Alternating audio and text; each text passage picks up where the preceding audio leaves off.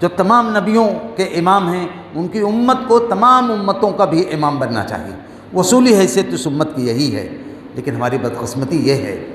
کہ جب سے دین سے ہمارا تعلق کمزور ہوا، ہم کفار و مشرکین و یہود و نصارہ کی امامت پہ راضی ہو گئے۔ یہ عجیب بات ہے کہ امت مسلمہ کو اس کی غیرت یاد نہیں رہی۔ میں بہت ادب کے ساتھ عرض کروں گا کہ اپنی غیرت کو یاد کیجئے، اپنے مقام کو یاد کیجئے۔ یہ جس دن امت مسلمہ کو اس کا اپنا مقام یاد آ جائے گا تو یاد رکھے دنیا کی کوئی بھی قوت آپ کو روک نہیں سکتی۔ اللہ تعالیٰ کی تائید، اللہ تعالیٰ کی نصرت اگر آسمان سے آج اترے گی تو کسی اور پہ نہیں اترے گی، اسی لولی لنگڑی امت پہ اترے گی۔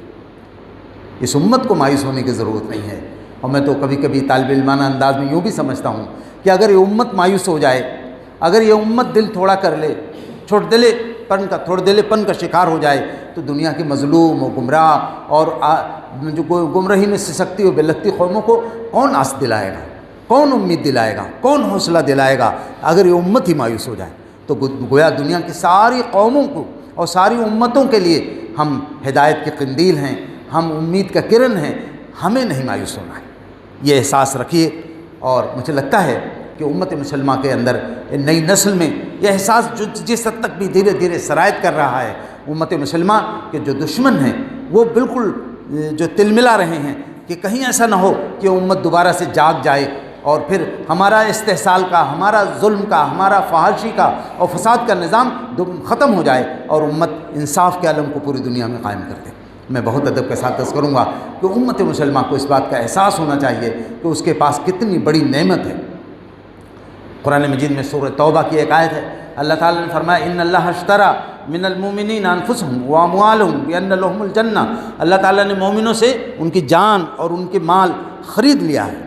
جنت کے بدلے۔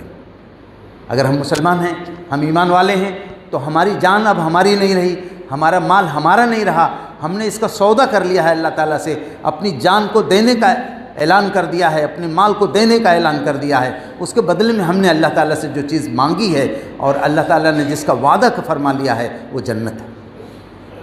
حضرت بلال رضی اللہ عنہ کے بارے میں آتا ہے، اس آیت کو آپ پڑھیں کہ اللہ تعالیٰ نے مومنوں سے ان کی جان اور ان کے مال کو جنت کے بدلے میں خرید لیا ہے۔ اور بلال کی زندگی کے ایک واقعہ پڑھیں کہ بلال کے بارے میں آتا ہے کہ ایک دن ان کے